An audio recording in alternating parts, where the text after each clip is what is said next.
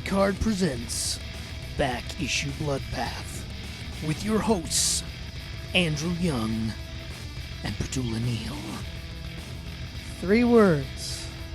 Consistent, compelling artwork. Welcome to Back Issue Bloodbath. I'm Andrew Young. I'm Petula Neal. And this week we're doing a creator spotlight to kick off Black History Month. And this specific creator is somebody who can sum up in those 3 words that I just said. Consistently compelling artwork. And that is Brian Stelfreeze, a man who's been drawing professionally since 1988. It's amazing because some artists, you can't see the evolution of their artwork. It's so very subtle. And over time, it's like, oh yeah, they've evolved. With Brian, it seemed like early in his career, every project he was trying a slightly different variation on his artwork until he found like the sweet spot. Like if you go back and look at his first work, Cycops from 1988, it's very Frank Miller. Like all the lines and everything, it looks like it's Sin City, but sci-fi. And then now when you look at it, it's like, if you look at a cover he's done, it looks like almost like a Drew Struzden movie poster, you know? It's like that detailed and really like stylized. And so I'm just amazed at like how his artwork has evolved with each passing decade. His line work as well, I like the most, and I'm sure we'll talk about this more. It's not the covers. I love some of the covers for Black Panther, but it's that first page inside where they do like, you know, who's on the book and the different characters like that. Yeah. So that's sort of Title knockout page. kind of graphics in style for the internal credit stuff. And that also is something that he's played with before as well. The style like the most was in the Black Panther run, where it's this like black and white. And in a way, it's like the styling work that they did on all of the new kind of Hickman stuff and X-Men. It's like he gave that to Black Panther, but it's completely different and it has their own look.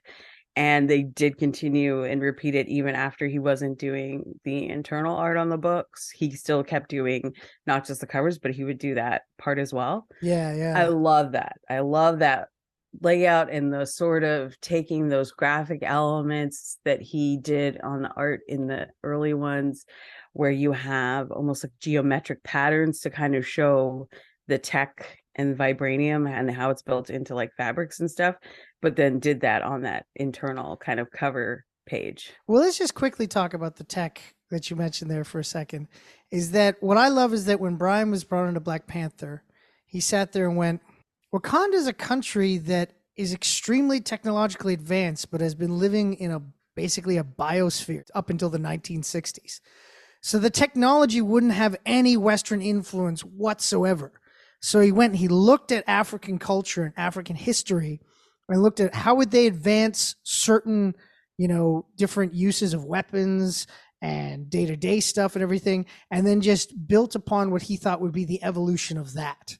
And so if you look at that, all like the weapons and everything that the Dora Milaje carry and everything, you break it down, it is a traditional weapon. It's just now got like technology added to it. It's just kind of cool because he was the first person to actually sit there and go, well, yeah, it would have no Western influence at all. It would just be Africa. Having an artist that sits there and thinks about, a character that's been done so many times and gone, how can we bring more logic to the character? How can we bring more authenticity to the character? In fact, he said, there are many ways to do Black Panther wrong. There's a few ways to do it right. And so you got to do it right. Otherwise, people are going to notice. And, yeah. You think with his background of having worked on another character that, dresses in black with pointy ears and sits in front of a lot of tech a lot. Yeah. Although he said mostly covers. Yeah. Still, it's like that they both are so different. And it's the same guy drawing it, especially looking at like the difference between his Batman covers, like the Shadow of the Bat stuff and the Black Panther stuff. There's other artists that we talked about where it's like, I can go on for days about a Dodson eye. Yeah. Or anything that is in the kind of Palmiotti Connors kind of like collab energy for like how the, ladies look. A body with a pile of beds, I love. Or a bed with a pile of bodies. A body with a pile of beds. Interesting. Anyway, yeah. So all that to say, there's certain artists that like we like how they built on, layered onto things about their style. They're consistent. For him, like I wouldn't necessarily be able to say you could hold up 10 covers and I would 100% guess which ones are his, but they could all be his. Yeah, exactly. As I said, the evolution of his art, that he finds a pocket and he finds the root of the character, and that's what he works off of. I want to read a quote from a talk he did at Mondstadt College of Art on February 13, 2020. It's just shortly before the pandemic. He's like, one of the things that I always try to think about as a storyteller is we all have questions. If you're a storyteller, chances are you have a problem, a thing you want to get out there. You notice things that are weird, or you're incredibly weird or something, and you want to say something about it and you want to do something about it. And art kind of allows you that opportunity to get that stuff out there. I oftentimes struggle with seeing something and going, do other people see this? Do they see what's going on here? And I use my illustration work to point out that if I think something is wrong or unfair, I can point that out in my illustration work. And the cool thing about it is that I get the ability, like the coward I am, to hide behind it. I can say and I can do incredible things. I can convince you something that you might be totally against with my illustration, because you don't see me, you see my work, and you judge the work. You don't judge the viewer. Art, like each project that he brings, he finds ways to talk about what is present in our reality. And not every artist does that. I always wonder what it's like for some of these artists that have somehow managed to work, especially not just at one, but both of the bigs over the years. Well, he's worked for, as he said, almost every major American comic book publisher. He said he's worked for the big wigs and some small toupees. So. As in another interview, he's talking about how he got on the Black Panther run, and he was asked, and here's the thing, we hear all about the Marvel secrecy for the films, and you see the actors like laugh nervously, like, is there a red dot on me right now while you're asking this question? Or the whole Tom Holland story about how he legitimately found out through Instagram because like they didn't even call him first. Yeah. I forget that they also do that to the artists. So like they asked him to do the run and didn't even tell him about Ta-Nehisi Coates first. And they just wanted him to say yes. And he's like, but can I, like, no, we're going to be collaborating on this? And I'm sure at the time they were just doing their normal Marvel nonsense. But you got to think, listener, if you're a person of color working in probably like many other professional industries, unfortunately, in North America, mostly white spaces, you may or may not have had run-ins with other people at work who are like varying degrees of like cool or not cool. So especially for somebody, it's like, it's not just covers on this. He did like internal stuff for I think the first 5 or 6 at least. After issue 9, he goes to covers. Yeah. Okay. So he's got to be thinking, okay, I'm going to have to collaborate this person like more than just doing the cover, because, you know, there's back and forth, there's notes, whatever. Like, is it one of the not good guys? Or is it like one of the okay guys? Or, yeah. And I'm saying guys, I'm not gendering. Let's remember, we already talked about World of Wakanda, where it was like the first time they had 2 Black women writers. So it was a pretty safe bet for him to think guy at that point. Yeah. And how many jobs has he had to accept, not know who the writer is, and then be like, not this motherfucker again. But so yeah, it's just weird. Like he had to ask for the script first. Like they gave him the outline, but they still didn't tell him who it was until after he like gave like a soft yes, which is just wild to me. Like for the most part in his career, his big thing has been covers.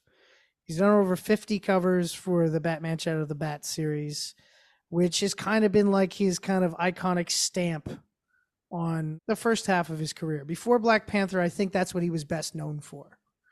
And then with the Black Panther work, that's kind of become something else he's been known for.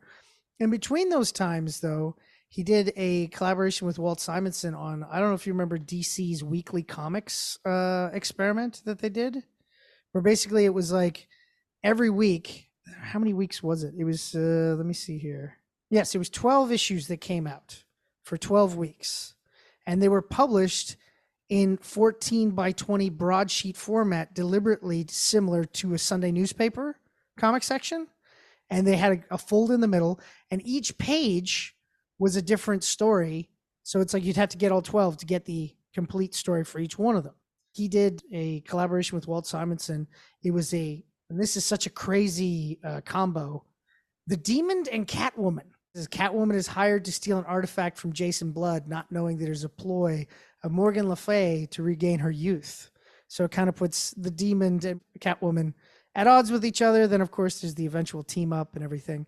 And that's one that I like. A lot of people really enjoyed, but it's one of those things that after the big craze happened, nobody really talked about it. Once they printed the big collected hardcover edition that would not fit on any shelf because it was 14 by 20, nobody really talks about it anymore. That was like in 2010, 2009, 2010 is when that stuff happened. So that was a really cool kind of like little thing he did for DC. And then, of course, he also did Daemon for Boom. But like, again, when you think Brian Stelfreeze, people kind of just think Batman covers and Black Panther. Now, again, there's some artists who never catch hold where they're even known for anything. But the fact that he's had so much output over the years and worked for so many companies and been like a journeyman everywhere, that is kind of really only known for two things, even though he's done tons of stuff. Comics are a fickle breed. Yeah. I think also if I was a collector, I would look at him as somebody whose individual issues or incentive covers are still worth money. Yeah. So that's one where I was like, let me just see something. Listener, for the younger folks, there's a site out there called eBay where you can buy things, sometimes other people's things that they used to, like, think of it as thrifting. I like but make the fact it that you stuff. think that young people are our main listenership. They're probably people just like us listening to. You're right. Yeah. No, there's a couple of my friends' kids that might occasionally listen. Oh, okay. I told them absolutely do not let them listen to the filter, but they might anyway. So one of his earliest jobs was something I've recently talked about fondly, the Marvel swimsuit editions. Yeah. And that individual issue is worth, like, there's multiple listed on eBay, but a good one in good condition, allegedly good condition. Here's the thing. They have it in plastic on eBay. If this wasn't a sticky book back in the day, I don't know what would have been, but anyway, it's like over $2,000. Oh, it's almost $3,000 listed on eBay. And there's multiple that are listed for maybe not that much. I think this one's in the best condition. But first of all, that cover is one of the reasons why I kind of wish they would start that run up again, because it isn't like just a kind of cheesy shot. It's art. It's taking a classic comic character. It's taking like the idea of a swimsuit edition or like a page, whatever, girl or a pinup. And it's mixing these two very visual, recognizable styles perfectly.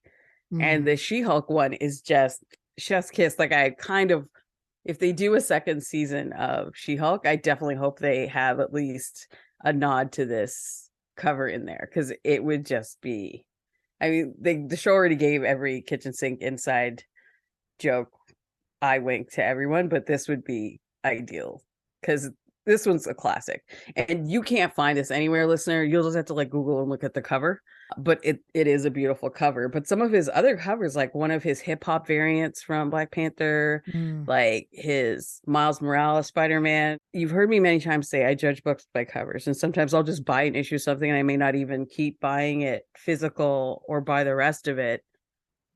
He's definitely, if I was looking to try to get any kind of possible sales bump for a new title, he would be, in my mind, an easy fix. Like, let's go to this guy, at least for, let's say, the first 3 covers, just to establish some kind of, bump for someone just walking by to have a chance of picking this up instead of something else. So I think that's another way he's been deployed over the years, kind of quietly, on different titles or brought into things, but he doesn't necessarily get known for that. But I feel like those who know. And I feel like if you were still collecting like singles, physical singles, I would feel a little safer investing in Stelfreeze, variant or incentive cover. And right now, one of his more recent incentive covers for the new Monica Rambeau, which is gorgeous, by the way. And again, you would not be able to pick this up in a store unless you were like a treasured regular customer. It's already listed on eBay for like many hundreds of dollars.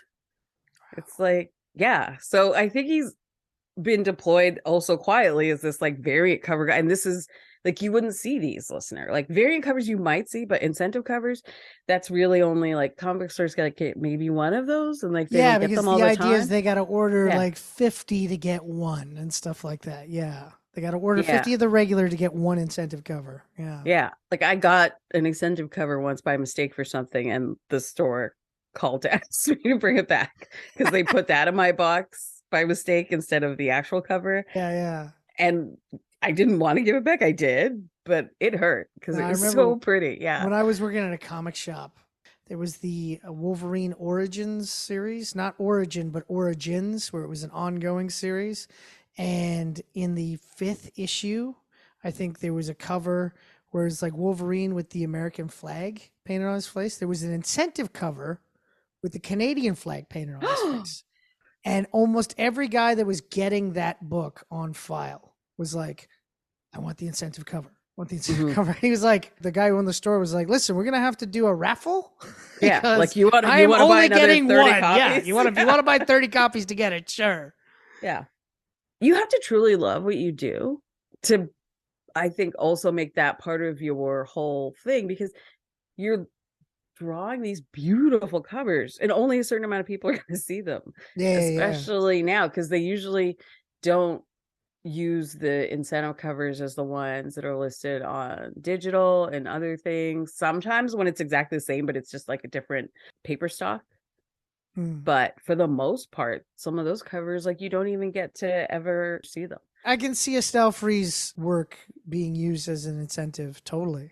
Yeah. Centuries ago, he would have been doing beautiful like cave paintings and in like a cave that nobody could get to, that you have to like rappel down into. It would be covered with like beautiful stuff. It would be discovered, centuries later by like a Werner Herzog type who would like walk through the cave, and he did. And he has a weirdly good cave documentary. Yeah.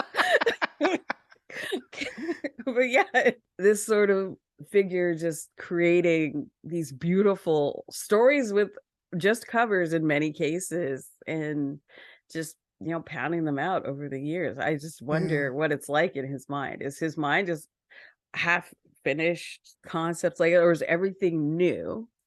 Well, the thing is, when really he gets cool. the story. Yeah, I saw like a thing about his process and how he does stuff. And the one thing that he says that when he's working on interiors that like I haven't heard about this before, this sounds really cool, is that he'll do the layouts. Because like most people finish the art and just hand it off. He'll do the layouts for everything. So it's unfinished art. Then he'll send that in to get the lettering. So he knows where the lettering is, and then he'll finish the work. Then he'll do the finishes on everything, and it'll be completed. Whereas most people just do everything, hand it in, and the letters go where they go. Whereas he's like, I want to know where they want to put these letters, the caption boxes and the word bubbles and everything. So then I know what part of the work I still got to focus on in the panel. And that makes sense, because there's so many artists who have complained for years about, I do this beautiful drawing, you cover half of it up with words. Like, that's a really cool idea. The other thing that I think is really cool about his approach is that he'll start drawing an image and he just likes to get messy. He's like, I'm going to draw as many shapes and lines to this as I can for what, trying to get the image. And once I find it, well, then I'll finish it in the inking. I'll go to the inking, I'll go to the finishing part, and I'll find the finished product there. And I thought it was really cool that he's kind of got like this controlled chaos to his art. Yeah.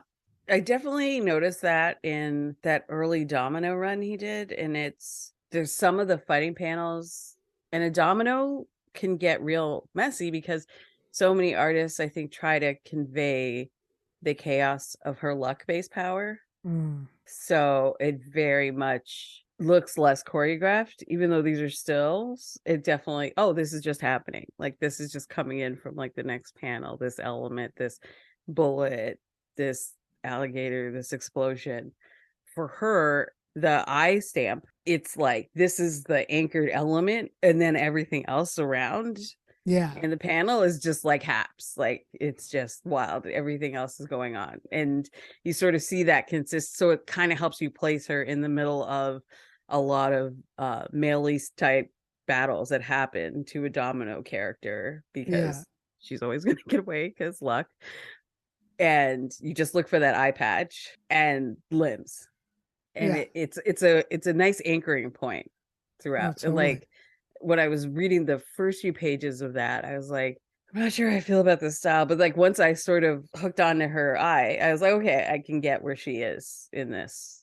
Because there's a lot of sort of explosions and being flung out of things and jumping behind things in a Domino book. That's why she's so fun. Yeah, no, totally. Yeah. Of course, it isn't all just Big Two stuff. He actually is one of the co-founders of 12 Gauge Comics. So it's an imprint that they've done stuff at DC Wildstorm and at Image. One of the most known ones they did was a series that Stelfreeze did with Devin Grayson called Matador. But in 2020, Stelfreeze launched a Kickstarter campaign for a book that he did called Thomas River, which was a spy series. It was a 40-page first issue. He wrote it with Doug Wagner, and the idea is that he wanted to do John Wick meets James Bond, but black. Thomas River is a known world-renowned engineer among his metropolitan friends. He jets around the globe as a consultant to the biggest engineering firms, but that is simply a cover. In reality, River is the quintessential secret agent. Equivalent to Jason Bourne, Ethan Hunt, and James Bond in every manner but one. He is a black man. Raised by his working class family in Baltimore, Thomas was an exceptionally gifted student. While he could have gone down the wrong path, and almost did, Thomas's mother simply wouldn't let it happen. After buckling down, Thomas earned a full ride to Cornell, where he double majored in structural engineering and linguistics. After graduating with honors, the CIA saw his true potential and recruited him to their ranks, and he did not disappoint. That's just an explanation of the character. He hasn't even gotten into the plot of the story yet. He basically goes on to say he's the most badass American secret agent ever. In the debut book, a terrorist attack unlike anything seen since 9/11 hits the United States. Many lives are lost. And as one of the attacks is in Baltimore, it hits all too close to home for Thomas River. But before the day is over, River is called in by the President of the United States herself and charged with tracking down the people who orchestrated and carried out this heinous act. As River chases leads across the globe in his effort to bring the guilty to justice, he will discover the plot goes deeper than he could ever imagined. And it's no surprise they made their Kickstarter goal. In fact, they surpassed it. And what was supposed to be 40 pages became 48 pages. And I hope that we actually get some Thomas River out there, because as I said, that was a Kickstarter campaign. I haven't heard anything about them doing like a series at Image or anything like that. But so far into his career, still coming up with compelling ideas. Yeah, and he does, like so many of the artists do, describes himself as a storyteller. It's not just the pictures. Yeah. So you gotta think he's got so many ideas in there, and I hope he gets a chance to get them out. Yeah, totally. Yeah, it's been a weird year. It seems like every time I'm looking in like the front page of a comic book, there's like another tribute to a comic book artist we've lost. So thankfully, Brian seems to be okay. He's still okay. Yeah. Still wearing that yellow beanie, like still doing all right. Yeah. And he seems, and that's the thing. Everything I ever see him in, he seems like so calm and zen. Like he just seems like a calming influence. If he was around, I don't think I'd have any stress. That's the kind of guy he seems like. Yeah. Yeah. And definitely even a lot of the interviews and things I've seen with him, there's always a moment when the person talking to him thanks him, because he just like gives these like very well considered answers that are like very honest and thorough. He's just seems like a real mensch. Check out his art if you haven't. Although if you're a comic fan, there's a good chance you have seen his art, because as we mentioned, he's done a lot of it. I would recommend, of course, and I think you would too, the Nation Under Our Feet story arc, Black Panther, as a good entryway if you haven't seen any of his stuff before to check out. Totally. And if you ever happen to be at a show and stumble across one of his variant covers, pick it up. Like you at least won't lose money. Yes. Yeah. And if you're at said convention and you see Petula, she is going to be searching the quarter bins for that particular swimsuit, Marvel swimsuit illustrated with his cover. Absolutely. Maybe with gloves on. Maybe with But yes, I will be searching. Oh man. So we've come to the end of another Back Issue Bloodbath. Petula, where can people find you? At annotative.com on Twitter and Hive at Obesacantawit, Obesacantavit, and here with you. Of course, you can find everything I do over at geekhardshow.com. Follow me on Twitter at geekhard. Follow me on Instagram at Andrew_of_geek_hard. And of course, you can follow this very show on Facebook at Back Issue Bloodbath, where we post the new episode every week.